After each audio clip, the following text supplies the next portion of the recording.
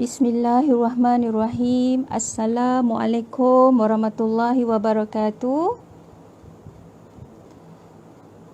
Allahumma salli ala Sayyidina Muhammad wa ala ali Sayyidina Muhammad.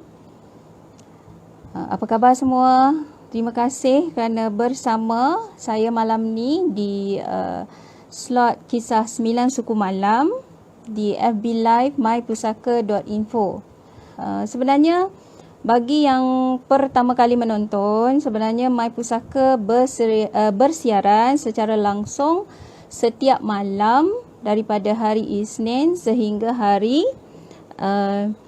Jumaat, okay, pada waktu yang sama 9 suku malam. Alhamdulillah jelas. Okay.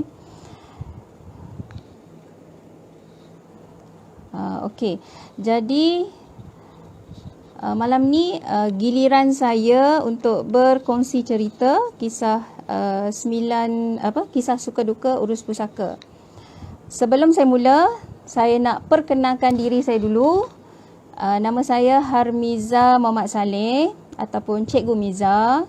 Tapi saya juga seringkali menggunakan nama Cikgu Pusaka. Sebenarnya saya adalah ketua perunding My Pusaka dan juga kaunselor. Saya bertugas di utara. Sebenarnya pejabat di My Pusaka di Bertam Perdana. Kalau orang utara ni, kalau ada isu pusaka, bolehlah jumpa saya di pejabat My Pusaka Bertam, Pulau Pinang. Tapi dalam waktu PKP ni tak boleh lah. Okay, InsyaAllah bila COVID dah tak ada lagi, InsyaAllah bolehlah datang ke pejabat. Masa sekarang kalau nak berhubung, kita berhubung secara online lah. Okay, kita boleh call atau Zoom ataupun Google Meet. Jadi malam ni kisah saya adalah kematian berlapis, peluang pun tipis. Sebelum saya teruskan cerita ni, saya nak terangkan dulu apa itu kematian berlapis. Contoh, saya bagi, katalah yang meninggal ni adalah si suami. Dia ada 1 isteri dan 4 orang anak. Kita anggap dia punya ibu bapa sudah meninggal lah, tak ada lagi. Okay, jadi, siapa waris dia? Waris dia adalah isteri dan 4 orang anak. Maksudnya waris dia adalah 5 orang. Kalau waktu COVID ni, dalam waktu COVID ni, kita tengok banyak kematian berlaku dalam satu keluarga kan. Contoh kalau kata kisah yang saya buat tadi tu, contoh yang saya bagi tadi tu, waris mula-mula adalah 5 orang. Tetapi katalah seminggu selepas tu, anak sulung pula meninggal. Okay, anak sulung ni lelaki, dia ada isteri dan 4 juga orang anak. Okay, mula-mula waris arwah adalah 5 orang. Okay, tolak seorang lah sebab anak dia meninggal kan. Sebab tak urus, jadi bertambahlah waris sebab anak sulung dia sudah meninggal. Anak sulung dia pula ada isteri dan 4 orang anak. Daripada 5 orang waris, okay, tolak 1, tapi tambah pula 5, jadi 9. Itulah kematian berlapis sebab tak urus. Okay, tak urus cepat, lepas tu ada pula yang meninggal. Okay, tapi kisah saya ni bukan berlaku dalam masa 1 minggu, bukan berlaku dalam masa 1 tahun, tapi kematian berlapis ni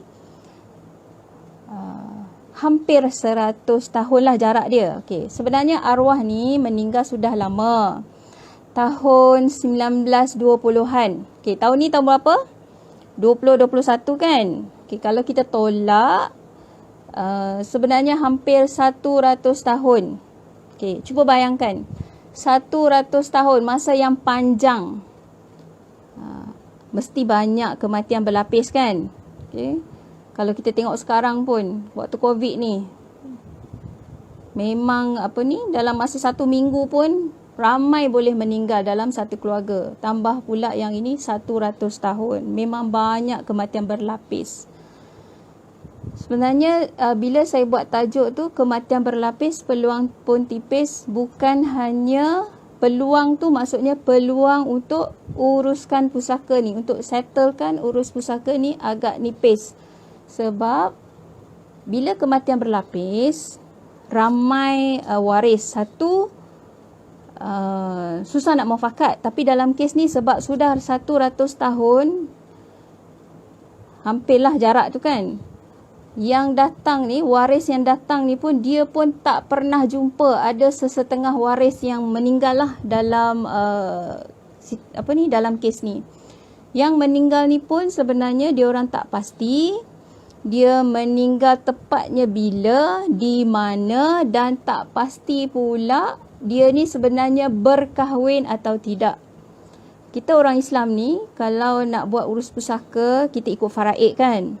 Faraid ni kita mesti tahu, dia ni kalau sudah berkahwin, yang menjadi waris adalah isteri dan anak-anak. Tapi dalam kes ni agak susah lah, sebab dia orang tak pasti. Ceritanya, si arwah ni menghilangkan diri, membawa diri. Jadi bila dah lama, ada orang kata sudah meninggal, ada orang kata dia dah kahwin, ada yang tak pasti. Jadi banyak isu kat situ yang tak pasti. Waris yang datang jumpa ni pun, dia pun tak tahu tak betul-betul tahu susu galur. Memang waktu dapat kes ni pun saya kena buat case study. Case study sebab kita nak betul-betul kena pasti siapa dia punya waris. Yang kematian berlapis ni berlaku memang banyak lapis lah. Arwah ni kalau katalah dia tak berkahwin. Kalau dia tak berkahwin, warisnya adalah dia ada lagi 2 orang adik-beradik. Ibu dan ayah, kita assume dia sudah meninggal awal lah, sebab orang dulu memang orang mak ayah ni selalu meninggal awal kan. Dan dia juga ada adik-beradik sebapa. Tapi kalau dalam faraid, bila ada seibu sebapa, adik-beradik sebapa tak akan dapat. Tapi saya tengok dalam carta yang ini, walaupun sebenarnya mereka tak dapat, tapi kebanyakan mereka sudah usahakan tanah si arwah ni. Sebabnya satu, mungkin tak faham, dan memang tak faham lah sebenarnya. Kalau dia orang faham, dia orang takkan buat kan. Tapi kisah ni berlaku sudah lama, memang agak rumit lah. Dengan tak ada dokumen, dengan kematian berlapis. Bila kita kaji, salah seorang daripada dia punya adik-beradik tu pun memang of course meninggal lah. Bila meninggal, ada lagi anak dia pun sudah meninggal. Anak dia pun kita tak pasti sama ada dia berkahwin atau tidak. Jadi sebab itulah saya cakap kematian berlapis, peluang pun tipis.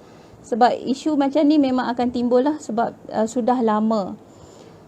Maka kalau berlaku macam ni, apa waris-waris nak kena buat? Okay. Langkah pertama, datanglah cari pakar. Okay. Datang cepat-cepat. Tapi dalam kes ni, dulu-dulu memang My Pusaka pun tak ada lagi lah kan. Tahun 19 berapa tu, 20-an, 30-an tu. Tapi kita bertemu dengan waris ni lebih kurang 2 tahun, 3 tahun lah sebelum COVID. Okay. Jadi langkah pertama, kena buat kajian kes untuk kenal pasti siapa waris-waris faraid. Arwah ni pula, dia ada 3 tanah. Okay. 3 bidang tanah. Ada 1 tanah sawah. Okay. Kalau orang Kedah ni cakap bendang lah. Ada lagi 2 tanah yang tak diusahakan. Salah satu tanah ni bila saya tanya memang bernilai tinggi. Tapi tak boleh nak buat apa-apa sebab kes ni sudah lama, dokumen pun tak cukup, banyak kematian berlapis, tak kenal waris. Jadi nak jual pun tak boleh. Kalau nak usahakan pun, dia orang pun takut juga. Sebab apa? Contoh kalau katalah kita tanam pokok durian kat situ. Sebenarnya durian tu siapa punya? Kan? Sebab tak pasti waris. Dalam kes ni memang peluangnya agak tipis. Tapi kita cubalah. Okay? Kena cuba juga daripada tak buat langsung kan. Yang saya sebut tadi, tanah yang bernilai tinggi tu sebenarnya kat sebelah tu ada sekolah, sudah ada perumahan, dan memang ada juga developer yang tanya nak beli, tapi tak boleh nak beli sebab apa? Tak boleh nak urus lagi. Okay. Maksudnya kalau tanah sebelah tu yang buat sekolah, buat rumah tu bernilai tinggi, tanah yang dia ni boleh kita katakan sekarang kosong lah. Memang nak jual pun tak boleh kan, nak buat apa pun tak boleh. Itu adalah risiko lah. Okay? Kalau kita tak buat urus pusaka cepat-cepat. Jadi apa nak buat kalau ada kematian dalam keluarga? Cepat-cepat cari pakar untuk mulakan proses dengan cara yang betul. Okay, pergi tempat yang betul, jimatkan masa, dan kita pun akan tolong beri khidmat nasihat supaya bila kita uruskan nanti, tanah tu dimanfaat sebaik mungkin lah. Okay, kita boleh contoh boleh naik taraf, ataupun kita boleh buat pecah lot, pecah grant dan sebagainya lah. Okay, itu antara yang servis yang khidmat nasihat yang kita boleh tolong. Okay, sebenarnya bukan itu sahaja kematian berlapis yang saya jumpa. Bukan itu sahaja kes. Ada lagi kes lain di utara ni, kes Bendang. Yang ini pun sudah lama, warisnya lebih daripada 100 orang. Salah seorang waris tu pun datang jumpa saya. Kes ni pun sama juga, bila kematian berlapis dia tak kenal. Memang dia tak kenal waris-waris. Jadi bila tak kenal, macam mana kita nak tolong? Itu lagilah. Okay? Memang susah kita nak tolong. Jadi bagi kita yang masih hidup ni, ambillah pengajaran. Apa kita nak buat? Kita buatlah perancangan. Okay? Jangan buat seorang-seorang. Datanglah jumpa pakar.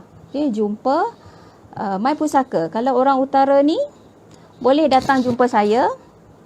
Okay, sekarang ni boleh call lah, ataupun kita buat meeting secara online kan. Okay. InsyaAllah saya akan tolong untuk satu, hidup ke mati ke.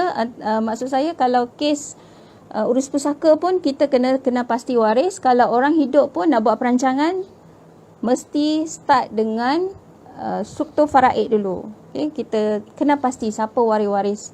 Bila kita buat semua cantik, buat dokumen, insya-Allah tak akan terjadi macam kisah yang saya cerita tadilah, kematian berlapis.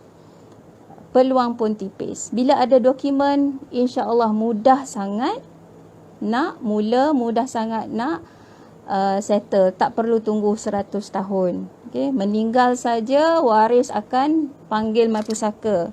Okay? Dalam minggu pertama, insya-Allah kita dah boleh mula uruskan kes urus pusaka ni. Okey. Saya rasa setakat itu sahaja cerita saya malam ni. Insya-Allah besok malam kisah 9 suku malam ini akan diceritakan oleh perunding lain pula. Okey, pada waktu yang sama, 9 suku malam. Okey, itu saja. Sekian. Assalamualaikum warahmatullahi wabarakatuh. Selamat malam.